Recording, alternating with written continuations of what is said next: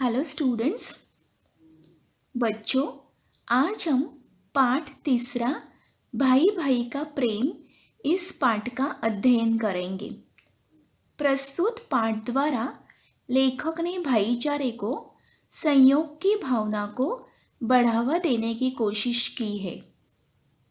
इस पाठ में दो भाइयों की प्रेम कहानी है। बहुत ही सुंदर पाठ है यह।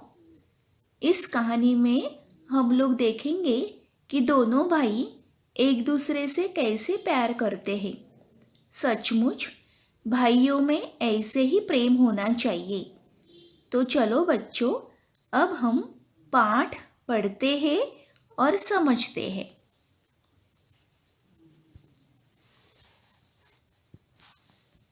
मनोहरपुर नामक एक सुंदर गांव था। गांव मतलब विलेज। गांव का नाम क्या था? मनोहरपुर। गांव की मिट्टी बहुत उपजाऊ थी। गांव की मिट्टी कैसी थी? उपजाऊ। उपजाऊ मतलब फर्टाइल। खेती के लिए उपयुक्त जो रहती है जमीन, वो। अतः गांव के अधिकांश लोग खेती किया करते थे। अधिकांश मतलब ज़्यादातर, मोस्टली। गांव के ज़्यादातर लोग क्या करते थे? खेती। इसी मनोहरपुर में दो भाई रहते थे। इस गांव में कितने भाई रहते थे? दो। दोनों किसान थे। दोनों फार्मर थे। उनके घर अलग अलग थे, पर दोनों में बड़ा प्रेम था।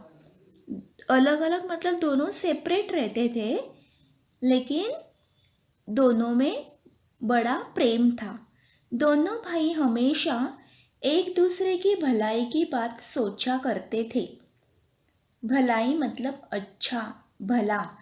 दोनों भाई क्या सोचा करते थे?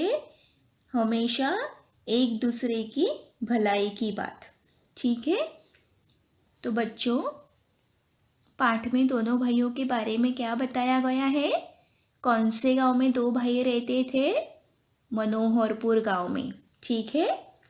और उनके घर सेपरेट थे, पर दोनों में बड़ा प्रेम था। सेकेंड पैराग्राफ देखते हैं। इस वर्ष पूरे गांव में फसल अच्छी हुई थी। इस वर्ष, इस साल पूरे गांव में फसल बहुत अच्छी हुई थी। कटाई हो चुकी थी। कटाई मतलब फसल को काटना, हार्वेस्टिंग करते हैं ना, पके हुए अनाज को काटने का काम। खलियान में सबके अनाज के ढेर लगे थे। खलियान मतलब कटी फसल रखने का स्थान, जहाँ पे कटी हुई फसल रखते हैं, वो प्लेस मतलब क्या? खलिहान। खलिहान में सबके अनाज के ढेर लगे थे।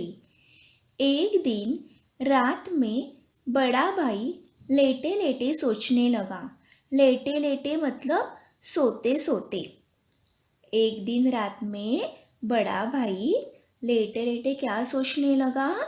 मेरे दो बच्चे हैं, वे गृहस्थी में मेरी कुछ न कुछ मदद करते ही है। बड़ा भाई क्या सोच रहा था? उसके कितने बच्चे थे? दो बच्चे। वे गृहस्थी में, गृहस्थी मतलब घर का, हाउस होल्ड। वे हाउस होल्ड में मेरी कुछ न कुछ हेल्प करते ही है। मेरे छोटे भाई के बाल बच्चे नहीं है।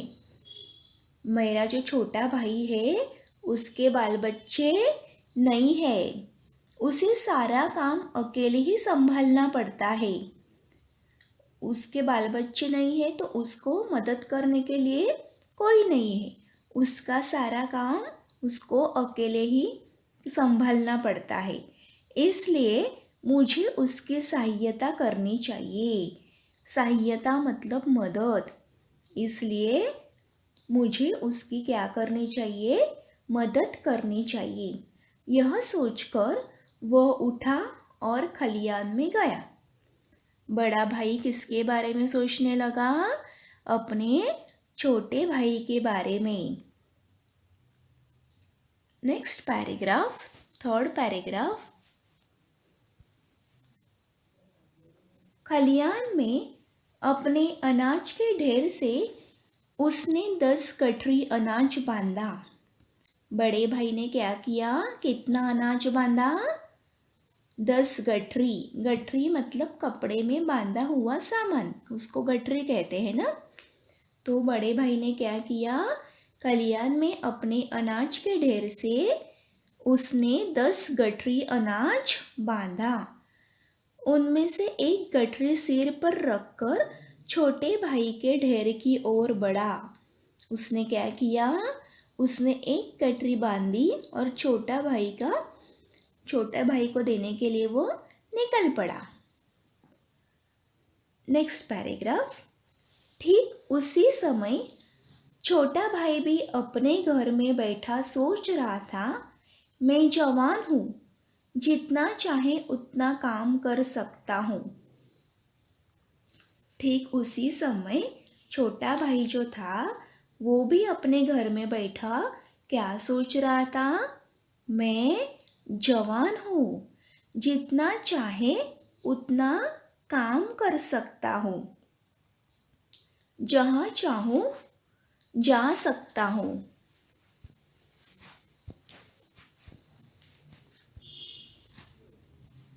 किसी कारणवश यदि खेती में फ़ायदा नहीं हुआ तो कोई दूसरा काम कर लूँगा। उसने क्या सोचा? किसी कारणवश यदि खेती में मुझे फ़ायदा नहीं हुआ तो कोई दूसरा मैं काम कर लूँगा।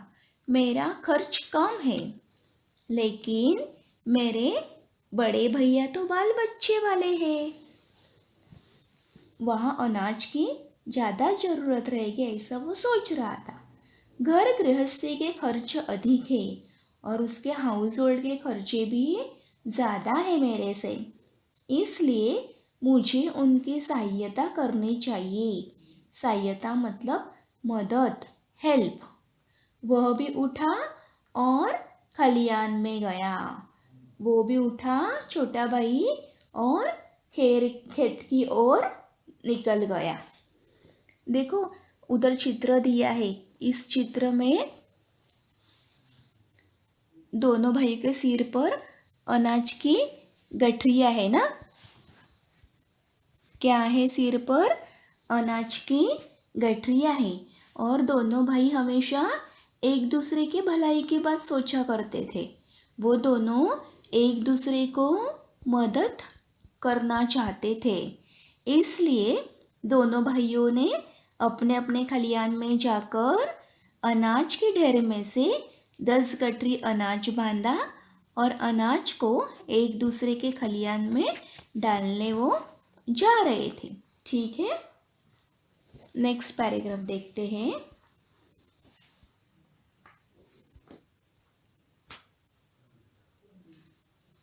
खलियान में अपने अनाज के ढेर में से उसने भी 10 गठरी अनाज बांधा। उनमें से एक गठरी सिर पर उठाकर बड़े भाई के ढेर की ओर बढ़ा, छोटा भाई। ठीक है, नेक्स्ट पैराग्राफ। अंधेरी रात थी, मतलब बहुत ही ज़्यादा अंधेरा छाया हुआ था, कुछ भी दिखाई नहीं दे रहा था। हाथ को हाथ भी दिखाई न देता था, मतलब कुछ भी दिखाई देना नामुमकिन था। इस कारण में दोनों भाई धीरे धीरे एक दूसरे के अनाज के ढेर की ओर बढ़ रहे थे। आगे कुछ भी नहीं दिखाई दे रहा था, अंधेरा छाया हुआ था, इसलिए दोनों भाई एकदम स्लोली एक दूसरे के अनाज के ढेर की ओर बढ़ रहे थे। अचानक मतलब सडनली, अचानक वे एक दूसरे से टकरा गए। दोनों चौंक कर एक साथ बोले, कौन है? चौंकना मतलब चकित होना, सरप्राइज होना। दोनों चौंक कर एक साथ बोले, कौन है? मतलब इतने रात को कौन आया हुआ है? मतलब कोई चोर तो नहीं है ऐसा दोनों को लगा, और दोनों चौंक कर एक साथ क्या बोले, कौन है। Next paragraph. दोनों भाइयों ने एक दूसरे के एक दूसरे को देखा। उनके सिर पर अनाज की गठरियाँ थी, और दोनों भाइयों ने क्या किया, एक दूसरे की ओर देखा। दोनों के सिर पर क्या थी, अनाज की गठरियाँ थी। दोनों समझ गए कि वे एक दूसरे को मदद करना चाहते थे। ठीक है। Next paragraph. बड़े भाई ने कहा, छोटे, तुम्हारी मदद करने वाला कोई नहीं है। बड़े भाई ने छोटे को क्या बताया कि छोटे, तुम्हारी हेल्प करने के लिए कोई नहीं है, इसलिए मैं तुम्हारे खेत में क्या अनाज रखने आया हूँ। खेती का सारा काम तुम्हें अकेले संभालना पड़ता है। मैंने सोचा कि तुम्हारे पास अनाज अधिक होगा, अधिक मतलब क्या, ज़्यादा, तो अधिक दिन तक घर चलेगा, इसलिए मैं खलियान से अनाज तुम्हारे ढेर में डालने जा रहा था। क्या बताया बड़े भाई ने छोटे को कि मैं तुम्हारी मदद करने वाला कोई नहीं है, और खेती का काम भी तुम्हें अकेला संभालना पड़ता है, इसलिए मैंने क्या सोचा, अनाज ज़्यादा रहेगा तो आपको ज़्यादा मेहनत नहीं करनी पड़ेगी। भैया, आप बाल बच्चे वाले हैं। छोटे भाई ने क्या, इस पर छोटा भाई क्या कहता है बड़े से, भैया आप बाल बच्चे वाले हैं, आपको बच्चे हैं दो, आपके खर्च अधिक है, और आपके खर्चे भी अधिक है, ज़्यादा है मेरे से। आपको अधिक मात्रा में अनाज की आवश्यकता होती है, आवश्यकता मतलब ज़रूरत, इसलिए मैं खलियान से अनाज आपके ढेर में डालने जा रहा था। बड़ा भाई भी ऐसा कहता है। तो बच्चों, दोनों का प्यार यहाँ पे दिखाई दे रहा है ना। अपनी बात कहते सुनते दोनों भाइयों की आंखें भर आई, दोनों की आंखें भर आई, आंसू आ गए आंखों में। दोनों रोते हुए एक दूसरे से गले लग गए, और दोनों रोते हुए एक दूसरे से गले मिले। दोनों भाइयों की प्रेम की यह कहानी आज भी लोग भाव विभोर होकर सुनते सुनाते हैं। भाव विभोर मतलब इमोशनल। बच्चों, लोग किसकी कहानी भाव विभोर होकर सुनते हैं, दोनों भाइयों की ये प्रेम कहानी सुनकर। ठीक है। तो बच्चों, इस पाठ से हमने यह जानकारी ली कि दोनों भाई मनोहरपुर गांव में रहते थे, और दोनों कौन थे, किसान थे, फार्मर थे ना। दोनों के घर अलग अलग थे, सेपरेट थे, पर दोनों में बहुत बड़ा प्रेम था। दोनों भाई एक दूसरे को ज़रूरतें समझकर एक दूसरे की मदद करना चाहते थे। तो सेवा मनुष्य का धर्म है। हमें भी सबकी मदद करनी चाहिए, हेल्प करनी चाहिए, मनुष्य का सम्मान भी करना चाहिए। Okay, thank you.